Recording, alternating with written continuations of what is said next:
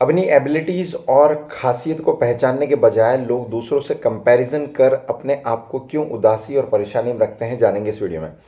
हर एक व्यक्ति के लिए कहीं न कहीं ये बहुत ज़्यादा ज़रूरी है कि वो कंपैरिजन के ट्रैप में ना फँसे और अपनी एबिलिटीज़ और अपनी ख़ासियत को पहचाने।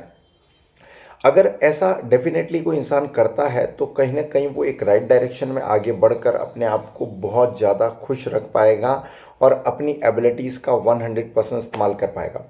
लेकिन जैसे ही कोई व्यक्ति इस ट्रैप में फँस जाता है कि वो व्यक्ति अच्छा है या वो इंसान बहुत ज़्यादा अच्छा है, मेरे अंदर कुछ ख़ासियत नहीं है, तो कहीं न कहीं वो अपने टैलेंट को, अपनी एबिलिटीज़ को नहीं पहचान पाता।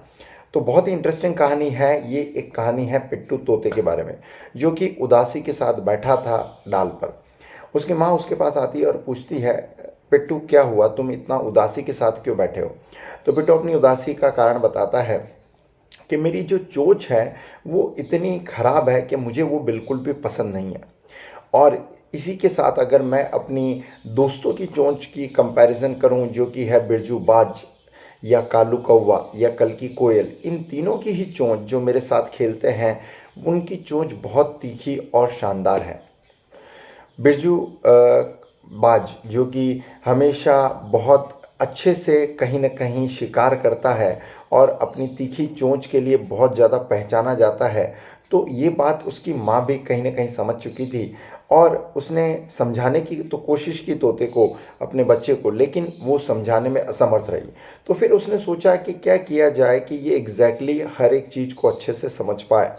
तो उसने सोचा कि क्यों ना इसे जो है हमारे समुदाय में सबसे जो ज्ञानी काका है उनके पास भेजा जाए। तो उन्होंने, उसकी माँ ने जो है उसे ज्ञानी काका जो कहीं न कहीं जंगल के बीचों बीच एक बहुत बड़े से पेड़ पर रहते थे, वहाँ पर उनको भेज दिया। पिट्ठू तोता जो है ज्ञानी काका के पास जाता है और अपनी जो है परेशानी बताता है। ज्ञानी काका उससे पूछते हैं, बोलो पिट्ठू यहाँ क्यों आए हो? तो जो पिट्ठू है वो बताने लगता है कि मेरी चोंच जो है वो बहुत ख़राब है और मुझे ये बिल्कुल भी पसंद नहीं है। उसी की जगह अगर मैं बिरजू बाज या कालू कौवा या कल्की कोयल की बात करूं तो वो, उनकी चोंच बहुत तीखी और शानदार है। मैं भी चाहता हूं कि मेरी भी वैसी ही चोंच हो। ज्ञानी काका ने इस बात से इनकार बिल्कुल भी नहीं किया। उन्होंने कहा, जो तुम कह रहे हो वो एग्जैक्टली सही है। उनकी जो चोंच है वो बहुत तीखी और शानदार है और तुमसे तो बेहतर है। वो मैं बात मानता भी हूँ। चलो छोड़ो, अब एक चीज़ मुझे बताओ कि अगर तुम्हें नाश्ते के अंदर कीड़ी मकोड़े परोसे जाए तो क्या तुम्हें उससे खाना पसंद करोगे?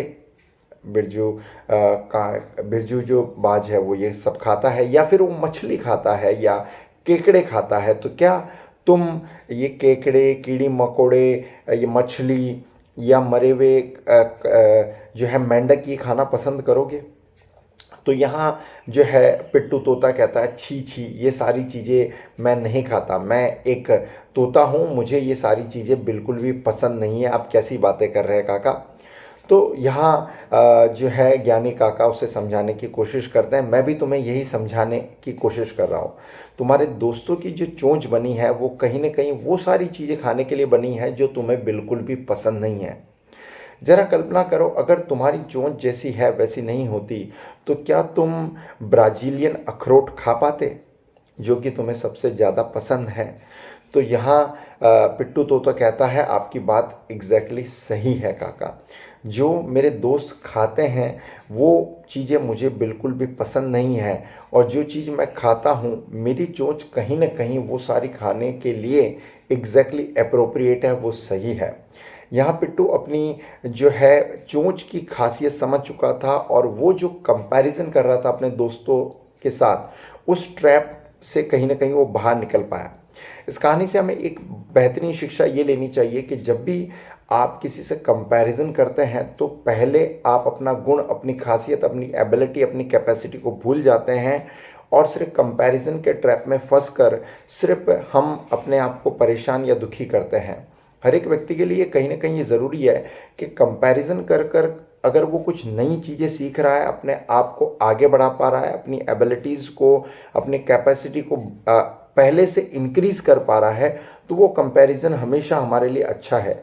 लेकिन कोई ऐसा कंपैरिज़न हम जो कर रहे हैं कि जिस कंपैरिज़न को करने से हमें कोई फ़ायदा नहीं है और कहीं न कहीं हम अपनी एबिलिटीज़ और कैपेसिटी को भी भूल जाते हैं, तो वो हमें कभी भी नहीं करना चाहिए। आई बिलीव इस कहानी के माध्यम से मैं एक बहुत अच्छा मैसेज दे पाया हूँगा। कहानी अच्छी लगी है तो फैमिली मेंबर्स और फ्रेंड्स को ज़रूर शेयर करें। चैनल पर नए हैं तो ज़रूर सब्सक्राइब करें, क्योंकि हर एक स्टोरी बनाने में बहुत समय और मेहनत लगती है। आई बिलीव इस कहानी से एक अच्छा मैसेज लेकर आप अपनी लाइफ में कंपैरिजन के ट्रैप को छोड़ पाएंगे और अपनी एबिलिटीज़ और कैपेसिटी पर ज़्यादा से ज़्यादा काम कर पाएंगे।